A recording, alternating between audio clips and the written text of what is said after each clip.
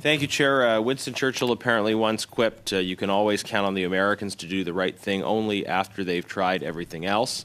And in this case, the Liberal government has definitely tried everything else to avoid action on foreign interference over 9 years. But with C-70, they've finally responded to pressure from the opposition and from the public. Conservatives don't want to let the government get away with sitting on this bill. After 9 years, we've had enough delays. We will push for anti-interference measures to be passed and in place as soon as possible.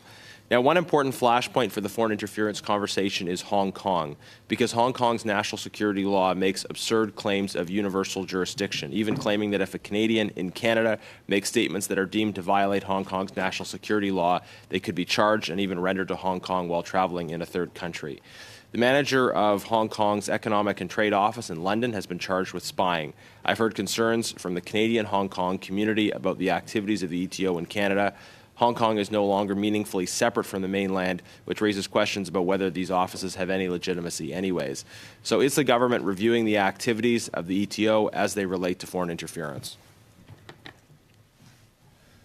Mr. Chair, this would be a question that would be better addressed by Global Affairs Canada. Okay, no officials have a response on that? Okay, I would welcome a response in writing if you're able to communicate with your counterparts, because I do think it's relevant to our work today. I have a specific question for CSIS about a personal example and information sharing. As you know, my personal email was targeted as a result of my involvement with the Interparliamentary Alliance on China. The Government of Canada did not have my back. They didn't tell me about this threat or how I could protect myself. I'm a vocal member of the opposition, often critical of the government, and the government didn't report the information to me in a way that would have helped me protect myself from foreign interference. The government didn't have my back, but our institutions should have. But unfortunately, CSIS did not have the legal authority to share information directly with me as per the current law. If the changes of this bill had been in place, using my experience as an example, would CSIS have had the authority and been able to simply communicate directly with me right away about these threats and what I could do about them? I think there's a specific question about the incident itself, and clarity needs to be provided a little bit insofar as the service is not the lead for cybersecurity for the Government of Canada, and I think this issue is relevant to another committee study, so I won't address that specific fact. But on the broader question around information sharing, certainly the service has some significant limitations in the disclosure of information collected in its duties and functions with anyone outside the federal government beyond law enforcement effectively. And so with amendments in the Act, there would be a clear authority to engage outside the federal government for the purpose of building resiliency to threats. And that could be an early, preventative, proactive kind of disclosure of information informed by our investigations. Where information has a personal or private element, the minister would determine that information could be disclosed if it was in the public interest. I don't want to really speculate on a specific scenario such as this one with hindsight, but I do think this would improve our ability to engage.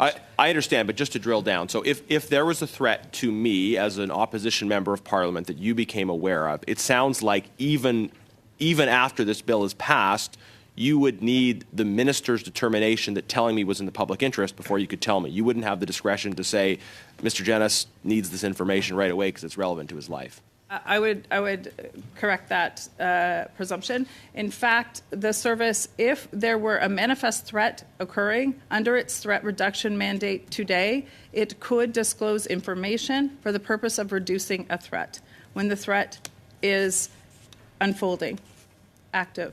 The amendments in the bill do something different. They enable an earlier and broader engagement for the purpose of building resiliency to threats before the threat with is ministerial real. consent, though, or not? No. No ministerial consent required. Okay. But no disclosure of personal information. Okay. That seems like a gap to me, but I'll go on to one more thing here. Just following my general skepticism about the government's will to address this, why the requirement of Attorney General consent, and what would happen in the case where the Attorney General might be in a conflict of interest, such as where the Attorney General might have personally benefited from foreign interference in his or her own riding? Good question. Thank you for the question.